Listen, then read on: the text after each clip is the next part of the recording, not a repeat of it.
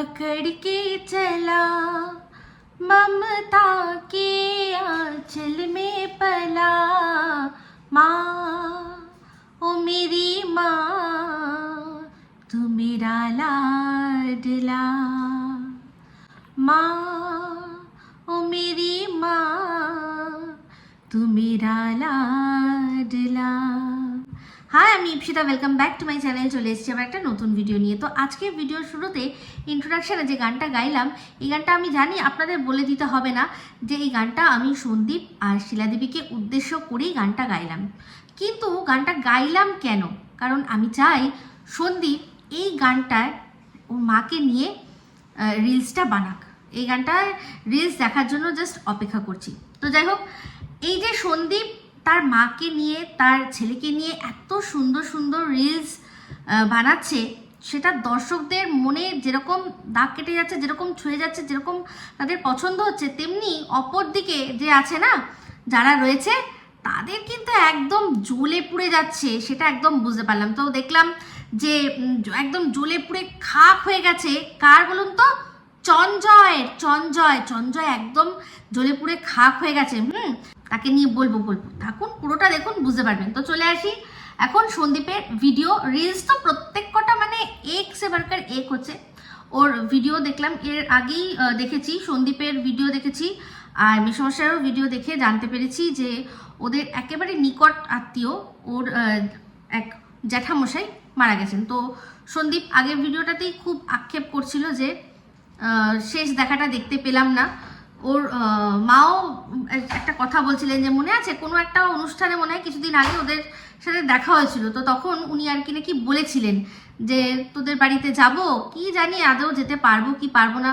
সত্যি বলে না, অনেক সময় না লেগে যায়, অনেক সময় মানুষ বুঝতে পেরে যায় যে এটা আমি করব, আদৌ হবে কি।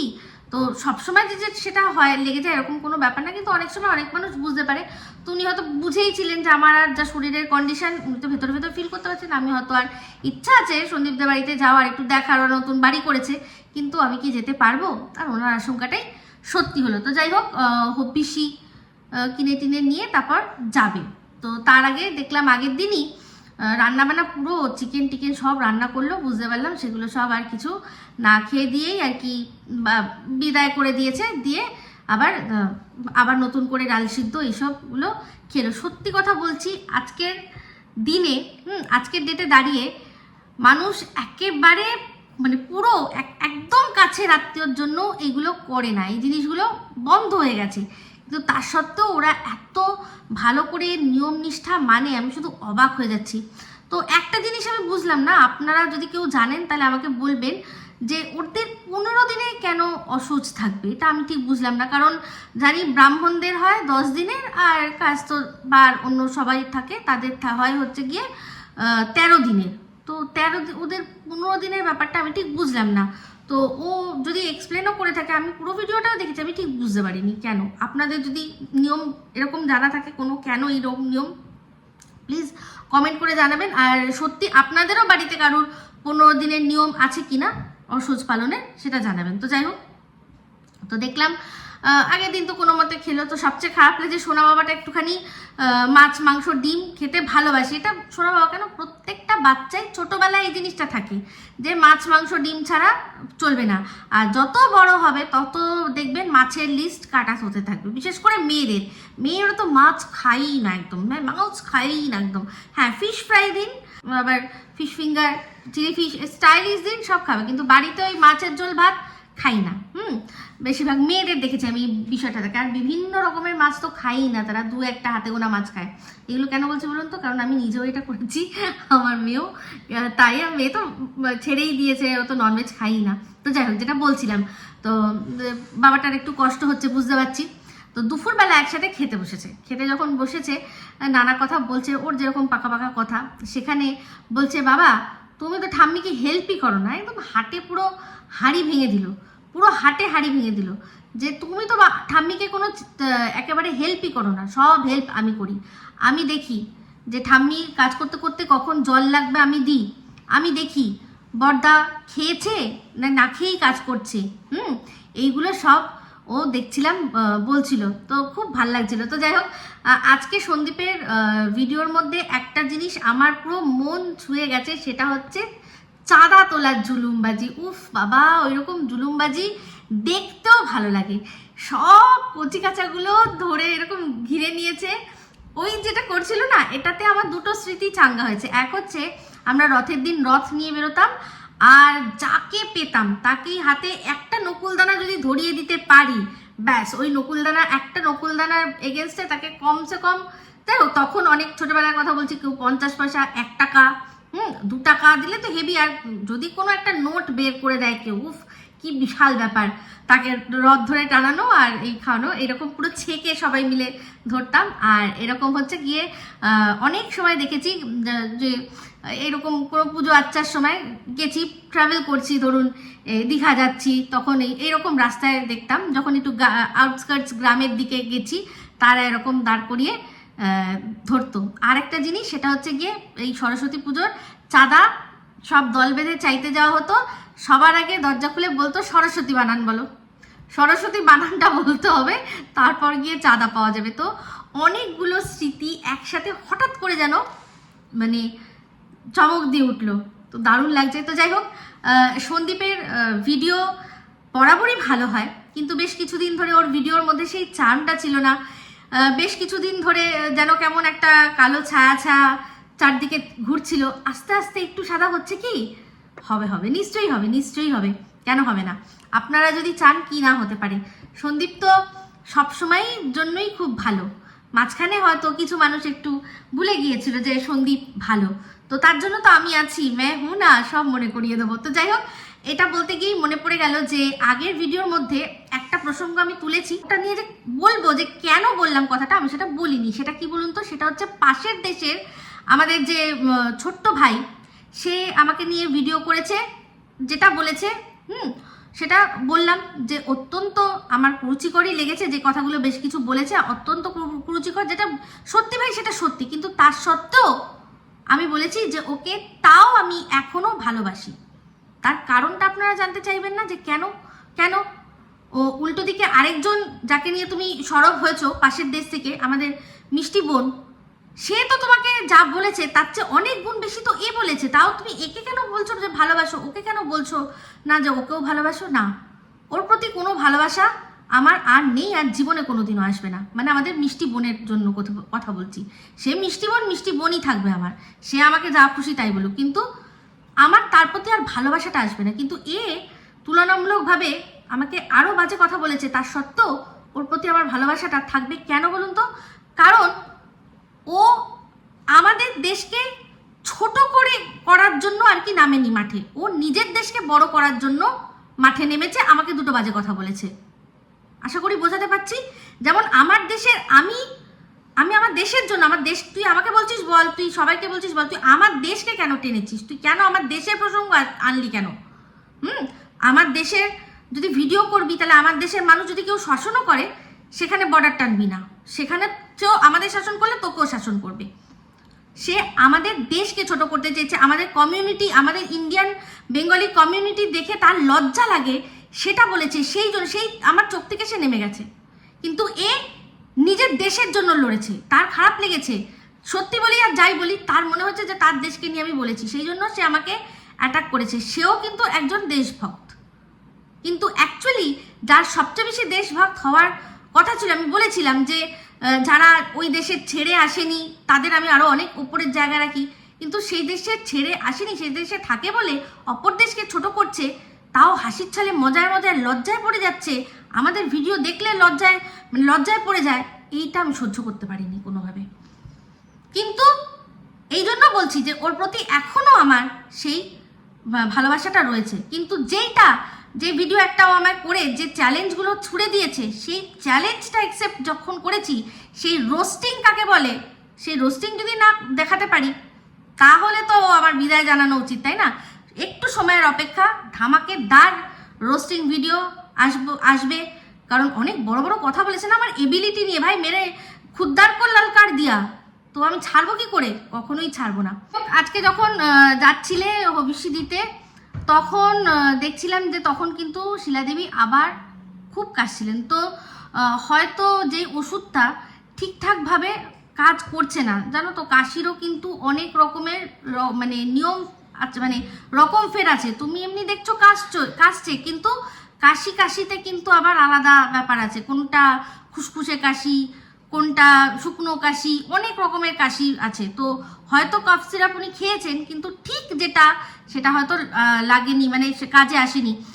কোনোটা অ্যালার্জি থেকে কাশি হয়, কোনোটা ঠান্ডা লেগে কাশি হয়, কোনোটা মানে বুকে কফ জমে গেছে সেটা। তো সেগুলো একটুখানি রকম ফের আছে। তো দরকার পড়লে যে ডক্টরকে দেখিয়েছিলে বলেছিলে তাকে একবার ফোন করে বলো যে ডাক্তারবাবু আপনি যেই ওষুধটা দিয়েছিলেন কাশির ওষুধটা, সেটা কিন্তু কাজ করছে না, উনি কিন্তু চেঞ্জ করে দেবেন, কোনো ব্যাপার না। আর তাছাড়া তোমাদের বাড়িতে তো প্রচুর রামতুলসী গাছ রয়েছে, বাসক পাতার নাম আশা করি তোমরা অনেক ভালো জানবে। দেখলাম সেদিন মেসোমশাই একটা একদম সুপুরি গাছের মতো দেখতেই একটা গাছ, সেই গাছের আমাদের গুণাগুণ বললেন।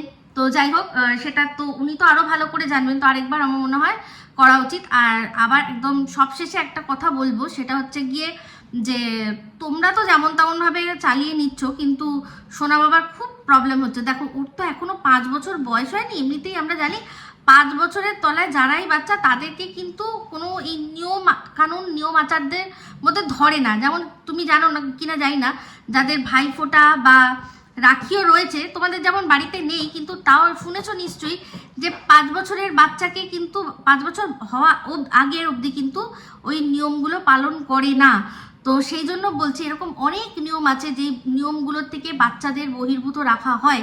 তো সেক্ষেত্রে ওকে অন্তত যদি একদম খেতে না পারে, তাহলে কিন্তু ওকে একটা করে ডিম দিতেই পারো, কোনো ব্যাপার না। এটা আমি একটা সাজেশন দিলাম। অবশ্যই তোমার একটা এক্সটেন্ডেড ফ্যামিলি আছে, যেটা কিনা তোমার ইউটিউব ফ্যামিলি, তার মধ্যে অনেকেই আছে তোমার মানে ভীষণভাবে ওয়েল উইশার। তুমি তাদের কাছে এটা বলে, ওনাদের পারমিশন নিয়ে, ওনাদের কাছ থেকে পরামর্শ নিয়ে এটা প্লিজ করো। আর আমি বলবো, আমি যতদূর জানি বাচ্চা কোনো ম্যাটার করে না, ও তো নিজেই এখন ভগবান। তো সেই জন্য ওকে একটা যদি একান্ত খেতে না পারে, ওকে একটা করে ডিম দিও, সারাদিনে একটা করে ডিম দিও। বাদ বাকি দেখলাম ছানা তো খাচ্ছেই, ছানা খাচ্ছে, সবই ঠিক আছে। তো যাই হোক, চলে আসি এবার যে কথাটা বলবো। তো মেসোমশাই যে গাছগুলো দেখছিলাম, সেই গাছের থেকে ওই পুরনো বাড়ির সামনে থেকেই বেশ কিছু গাছ একদম ঝাঁকড়া হয়ে ওই গাছটা ছিল, সেখান থেকে বেশ কিছু গাছ উনি আলাদা করে সরিয়ে নিয়ে যেদিকে তো চাষের জন্য সব ব্যবস্থা করা হয়েছে সেইখানটাতে লাগানো হয়েছে। তো যাই হোক, চাষের যখন দেখছিলাম আমি তাই ভাবছিলাম যে একেই বলে, এক হচ্ছে চাষির হাত আর এক হচ্ছে মানে আমরা সাধারণ হাত। কত কিছু চিন্তা করে এই গাছের আবার ছায়া করে দিতে হবে, হ্যানা ত্যানা, এই সমস্ত কিছু মানে আমরা তো জানি না। আমি যেমন লাস্ট যখন গাছ কিনলাম, একসাথে অনেকগুলো গাছ কিনলাম, লাগিয়ে দিলাম, দেখলাম যে 1 দিন 2 দিন পর মরে গেল। হ্যাঁ, কারণ বুঝলাম, আমি ভালো করে বুঝলাম যে চারা নিয়ে এসেছিলাম, তো সেই চারাটাকে জলের মধ্যে রেখে আগে সিজন করতে হয়। বুঝে গেলাম যে উনি এসেই চারাটা একটা গ্লাসে করে উনি জলের মধ্যে ভিজিয়ে রেখেছিলেন, যে সে যাতে মাটির শিকড়টা অনেকক্ষণ এমনি হাওয়ার মধ্যে ছিল, কারণ যার কাছে ছিল সে তো এমনি তুলে রেখে দিয়েছিল, হয়তো দেখলাম যে বাজার বিছিয়ে বসেছে, ওরকম বাজার আমাদেরও বসে। তো সেক্ষেত্রে আবার সেটাকে গ্লাসের মধ্যে রেখে, জলের মধ্যে রেখে আগে জল দিয়ে তরতাজা করে গাছটাকে, তারপর মাটিতে দিয়ে তো সেটা শিখে নিলাম। জানি না কতটা অ্যাপ্লাই করতে পারবো, কিন্তু শিখে নিলাম। যদি কোনোদিনও করি তো এবার ওরকমভাবেই চেষ্টা করব। তো যাই হোক, যেটা বলছিলাম পুরনো ঘর, তো পুরনো ঘর বলতে মনে পড়ে গেল যে পুরনো ঘর নিয়ে এই চঞ্জয় বেশ কিছু কথা বলেছে। সেটা কি না, এই গয়নার বিষয়টা নিয়ে। তো গয়নার বিষয় বলতে গিয়ে অনেক কথা বলেছে, তার মধ্যে একটা ভিডিও ক্লিপিং এর কিছু অংশ সে শুনিয়েছে। তো ভিডিও ক্লিপিং এর অংশ আমিও শোনাতে পারি, কিন্তু শোনাবো না, কারণ যেহেতু তুমি বারণ করে দিয়েছো, মানে সন্দীপ বারণ করে দিয়েছে যে আমার ভিডিও ক্লিপ, ফটো টটো কেউ ব্যবহার করবেন না। বিশেষ করে যারা নেগেটিভ ভাবে কথা বলবেন তারা তো করবেনই না, তারা একদমই করবেন না। তো যাই হোক, সে তো বিন্দাস বলছে যে আমি সব রয়েছে একটার পর একটা শোনাবো। তো এটা যদি ওর ইউটিউবের গাইডলাইন মেনে হয় তো তাতে কোনো আপত্তি নেই, শোনাচ্ছে শোনাক। কিন্তু আমি আপনাদের মনে করিয়ে দিতে চাই, এই যে কথাটা বললো, যে অংশটা আমাদের শোনালো, যেখানে আমরা শুনতে পারলাম যে মানে বাচ্চার মা বলছে যে আজ থেকে 40 বছর আগে আমার শাশুড়ি মার বিয়ে হয়, এই যে ভিডিওটা সেটাও কিন্তু আজকের থেকে খুব কম হলেও 5 বছর আগে, হ্যাঁ সোনা বাবার হওয়ার আগেকার না, সোনা বাবার পরে, সোনা বাবা হওয়ার পরে, সোনা বাবা খুব ছোট তখনই এই ভিডিওটা এসছিল। সেখানে ও বলেছিল এক দুর্ধর্ষ ডাকাতির কথা। সেই ডাকাতিতে কি বলেছিল, যে আমার শাশুড়ি মার বিয়ের যে গয়নাগুলো সেইগুলো সব ডাকাতি হয়ে গেছে। তো ওনার শাশুড়ি মা মানে শিলাদেবী, মানে আমাদের টিনের শিলাদেবীর যখন বিয়ে হয়েছিল তার বাপের বাড়ি থেকে কত ভরি সোনা দিতে পারে? একটা সাধারণ ঘরের মেয়েকে বিয়ে দিতে গেলে কতটা সোনা দেয় আর কি, বাবারা কতটা সোনা দেয়? গলায় একটা হয়তো নেকলেস দিয়েছে, হাতে চুড়ি, ওই 4 খাঁচার চুড়ি, হয়তো একটা বাউটি থাকতে পারে, কানের দুল থাকতে পারে, এই তো থাকতে পারে। সেটাও কিন্তু এই যুগে দাঁড়িয়ে আজকে অনেক দাম, অনেক দাম। কারণ তার যে সোনার কোয়ালিটি আর তার যে ভার, আগেকার দিনে সোনা তো অনেক অনেক ভার, তো তাও যে চুরি হয়ে গেছে ওটার কিন্তু আজকের ডেটে বাজার মূল্য অনেক অনেক, সেটা চুরি হয়ে গেছে। ঠিক আছে, সেটা ও বলেছে চুরি হয়ে গেছে। তাহলে বলুন যে 40 বছর আগে, তার থেকে 2 বছর 3 বছর বাদ দিলাম, তার মানে আজ থেকে 2 বছর 3 বছর বাদ দিলে তাহলে 40 বছরটা তো কনস্ট্যান্ট রয়েছে।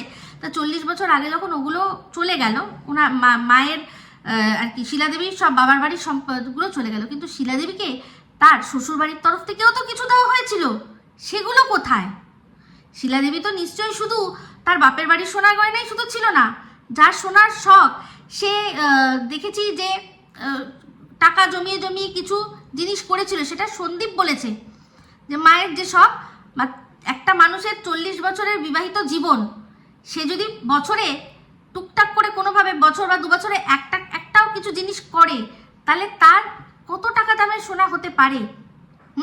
তা সন্দীপের যে ঠাকুমা, তারও তো নিশ্চয়ই কিছু না কিছু সোনা গয়না ছিল, তাহলে সেগুলো ভাবুন কত পুরনো গয়না নিশ্চয়ই ছিল। সেই সোনাগুলো কোথায় গেল, সেটা হচ্ছে প্রশ্ন। তার চেয়েও বড় প্রশ্ন এই যেটা চঞ্জয় আজকে বলল, যে মা যখন বেরিয়েছে, বাচ্চার মা যখন বেরিয়েছে, তখন সে কোন গয়নাগুলো নিয়েছে?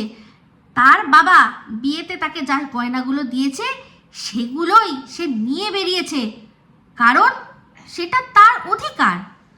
তো খুব ভালো কথা, তার অধিকার সে যখন বুঝে নিয়ে বাড়ির থেকে বেরিয়েছে, তারপর বাড়ির থেকে বেরিয়ে যখন প্রথম আমাদের সামনে ক্যামেরায় ফেস করেছে, তখন এই কথাটা কেন বলেছে যে আমি যখন বাড়ির থেকে বেরিয়েছিলাম আমার কাছে 2 টাকা ছিল না, আমি খালি হাতে বেরিয়েছি।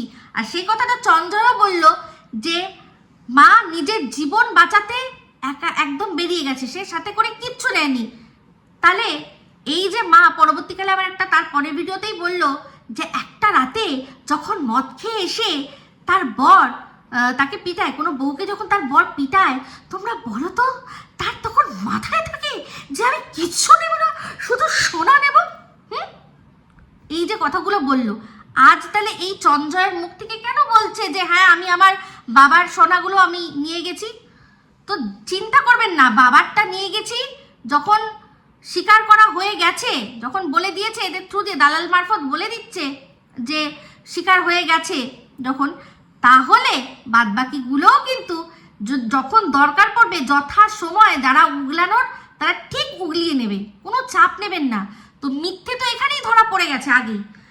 সে যদি নিজেই নিজের জিনিসটা নিয়ে গেছে, তার স্ত্রী ধন সেটা, তো বলতেই পারতো যে হ্যাঁ ঝগড়া অশান্তিতে হয়েছে, আমি আমার স্ত্রী ধনটা নিয়ে বেরিয়ে গেছি, আমার নারী কাটা ধন সামনেই ছিল, কিন্তু আমি জানি নারী যখন আছে ওরকম কত ধন আমি পয়দা করে নেবো, আমার ওই ধন লাগবে না।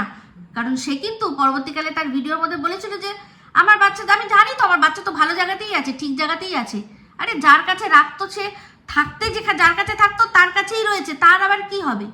তো যাই হোক, এবার আসি খুব উচ্চ বংশের তারিফ করছে এক উচ্চ বংশ, সে কে, মানে চঞ্জয় বলছে যে এই মায়ের পরিবার কি ভালো পরিবার, তাদেরকে মানে এই মায়ের চরিত্র হনন করার জন্য মিথ্যা মিথ্যা কথা বলা হয়েছে। তা সেটা কি? তো মায়ের তো মুখ নেই, মাকে কেউ মিথ্যা কথা বলছে তার সম্পর্কে মা চুপ করে সেগুলো গিলছে। হ্যাঁ, তো যাই হোক, সেটা বললো কি যে এই যে সম্বন্ধ করা হয়েছে, চিন্তা করে দেখুন। আমি শুধু ভাবি, এই যে আমি কবিতাটা ওড়ে গুঁতো যেটা লিখলাম, সেটা যে লাইনটা আমি বলেছিলাম যে তোর মতো বন্ধু থাকলে শত্রুর প্রয়োজন নাই, কথাটা কত সত্যি কথা। আজকে ওর ভিডিওটা দেখলে বুঝবেন যে কিভাবে সম্বন্ধ হয়েছে। আর সেসব কথা যখন পুরনো কথায় বিবৃতি দিতে গেল, এক একটা এমন কথা বলছে এই যে কথা হয়েছিল না যে 5 দিন এসে আগে থেকে গেছে, তারও আগে তার বাবা এসছিল দেখতে। তো সবার আগে যে কথাটা বললো যে এই সন্দীপকে ছোট করার জন্য বললো কি যে এই টিনের সাথে সম্বন্ধ হওয়ার আগেও আরও 20-25 জন লোক দেখতে এসেছিল, 20-25 জন আর কি তার সাথে সম্বন্ধ হয়েছিল, প্রত্যেকে নাকি সন্দীপকে রিজেক্ট করেছে। ওদের প্রেমের যে দুষ্টু মিষ্টি গল্পটা, যেটা টাইটেলই ছিল তোমরাই বলো এটা প্রেমের আমাদের লাভ ম্যারেজ না অ্যারেঞ্জ ম্যারেজ, ঠিক আছে, সেটা কিন্তু সন্দীপ আর সন্দীপের লিগাল ওয়াইফ বসে দুজনে আমাদের গল্পটা শুনিয়েছিল। সেখানে কি বলছিল, বলেছে যে সন্দীপের মানে এই টিনের সাথে সম্বন্ধ হওয়ার আগে অনেকগুলোই দেখা হয়েছিল। সন্দীপ নিজে বলেছে যে ওই কটা হবে 20-22 জনের মতো হবে। সেখানে কিছু মানুষকে ওরা রিজেক্ট করেছে, মানে কিছু মেয়েদেরকে ও সন্দীপ রিজেক্ট করেছে, আর কিছু মেয়ে সন্দীপকে রিজেক্ট করেছে। কোনোভাবে সেটা হয়নি, কোনোভাবে আর কি কোনোটা আর কি জেলাপ করেনি সেরকমভাবে। হয়তো যাদের সন্দীপকে পছন্দ হচ্ছে, হয়তো সন্দীপের তাকে পছন্দ হচ্ছে না, আবার সন্দীপের যাদেরকে ভাল লাগছে তারা আবার সন্দীপের কোনো জিনিস দেখে হয়তো পিছিয়ে আসছে। তো অনেকগুলো ব্যাপার ছিল। তো তার মধ্যে প্রধান হচ্ছে কি না, একটা ছেলের বিয়ের জন্য প্রধান যেটা দেখা হয় সেটা সে কি উপার্জন করে। তো সন্দীপের সেই উপার্জনটা সেরকম হয়তো ছিল না, সেটাও ও বলছে আজকে সিসিটিভি ক্যামেরার কাজ করছে। তো ও যেখানে দাঁড়িয়ে আর কি কাজ করে, ও যেখানে দাঁড়িয়ে সেলসম্যানগিরি করে, সেখানেও কিন্তু ওকে নজর রাখার জন্য সিসিটিভি ক্যামেরাই লাগানো আছে। সিসিটিভি ক্যামেরায় দেখছে যে ঠিকঠাক কাজ হচ্ছে, মানে কাজ করুক না করুক অন্তত ওখানে দাঁড়িয়ে আছে কিনা সেটা কিন্তু একটা না একটা জায়গা থেকে ঠিক লক্ষ্য হচ্ছে। তো ওর যে অ্যাকচুয়ালি সেই সিসিটিভির জন্য যে কি প্রবলেম, যে কোন জায়গাটা যে সিসিটিভি ওকে মাস দিয়ে রেখেছে, সে তো ওর কথা শুনেই বুঝলাম। নাহলে সিসিটিভি না বলে সিসিটিভি বলার কি আছে, মানে সিসিটিভিও কি ওকে দেবে নাকি, স্ট্রাইক দেবে নাকি? আমরা তো নাম বিকৃতি করি যাতে স্ট্রাইকের ভয়ে, তাই না? তো যাই হোক, যেখানে আমি সবচেয়ে বড় কথা, যেখানে মায়ের গলা শুনিয়ে দিচ্ছে, সন্দীপের চ্যানেল থেকে ভিডিও তুলে নিয়ে দেখিয়ে দিচ্ছে, সেখানে আবার ডিসক্লেমার দিচ্ছে কি যেটা সম্পূর্ণ একটা আমার কল্পনাপ্রসূত ব্যাপার, এটা বাস্তবের সাথে কোনো মিল নেই, অথচ বাস্তবের একজনের গলা সেখানে শোনা যাচ্ছে। তো ভালো হচ্ছে যদি সন্দীপ কোনো কিছু এটা দিয়ে মুভ করে, সন্দীপেরই ভালো হবে। সব ডাউনলোডও করে রেখেছে না, তো সন্দীপেরও উচিত এটা ডাউনলোড করে রাখা। তো যাই হোক, যেটা বলছিলাম, তো সেখানে বলছে যে একটা ছেলে যাকে এতগুলো 20-22টা মেয়ে রিজেক্ট করে দিয়েছে, যে সেরকম কোনো কাজই করে না। বাই দ্য ওয়ে, বলতে গিয়ে বলতে হয় যে এই যে সিসিটিভি বলছে আমাদের চঞ্জয়, সেই চঞ্জয় কি এমন কাজ করে ভাই, যে তাকে যে বিয়ে করেছে সে বিয়ে করলো, সে কি এমন কাজ করে? মানে ও তো ইনকামটা দিয়ে করলো না, এটা তো বোঝা উচিত ছিল যে মায়ের হয়তো ভালো লেগে গেছে, তাই না? তো সেটা অতটা কনসিডার করলো না। তো যাই হোক, সেটাকে ছোট করার জন্য নানান কথা। তো বললো যে মা আসার আগেও সবার প্রথমে কে এসছে না, মায়ের বাবা এসছে। তো মায়ের বাবা এসে দেখেছে যে হ্যাঁ ছেলে আছে একটা, মানে তাদের তখন এমন অবস্থা যে একটা ছেলে হলেই হবে।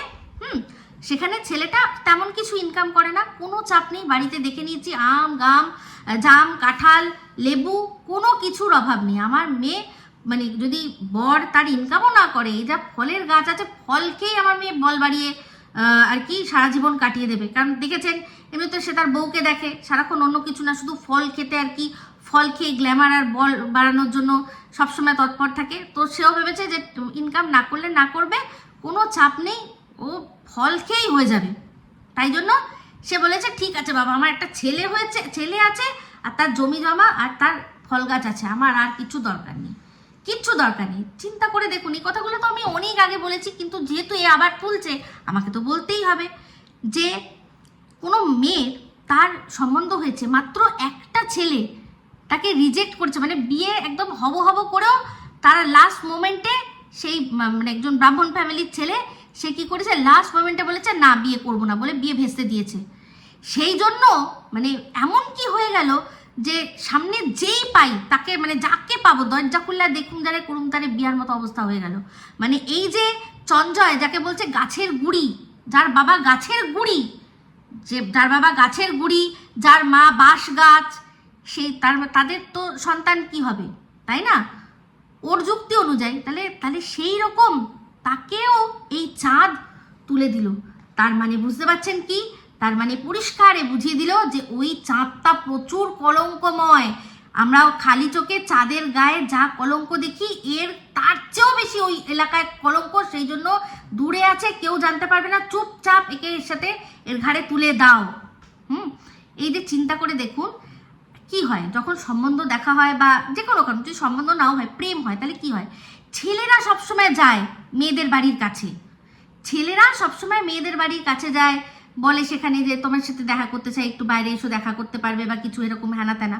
কিন্তু এখানে সে মানে বউ নিজে চলে আসে, মা যার সাথে সম্বন্ধ হচ্ছে সে নিজে চলে আসছে, যে ভাই আমি আসছি, তোমাকে আমাদের পাড়ায় আসতে হবে না।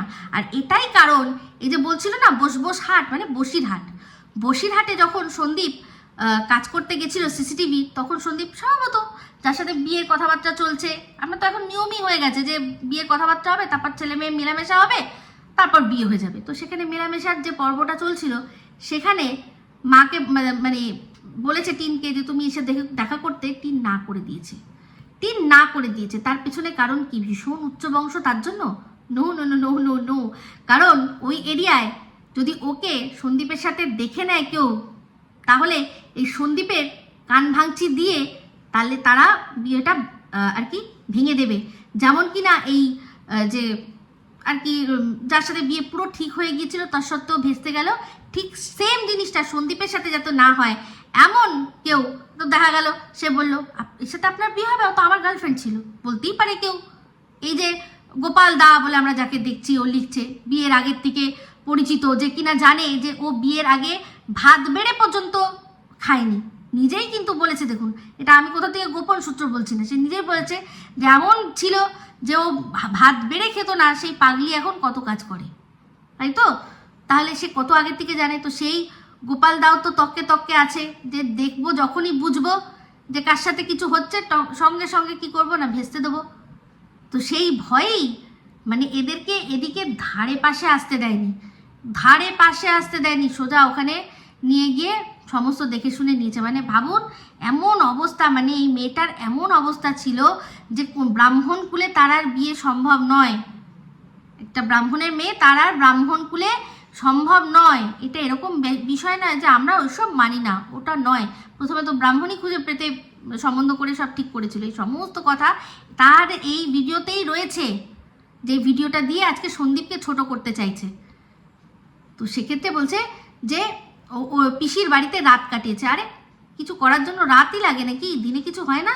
দিনে কিছু হয় না, হওয়া যায় না, সম্ভব নয়। কি বাবা কি সব বলে, নিজেই দুপুর ভাগনা করে আমাদের কান খেয়ে নিল। সে এখন বলছে যে রাতটা তো পিসির ঘরে কাটিয়েছে, রাতেই সব হয়, দিনে কিচ্ছু সম্ভব নয়। হ্যাঁ, তো যাই হোক, আশা করি আপনাদের বোঝাতে পারলাম।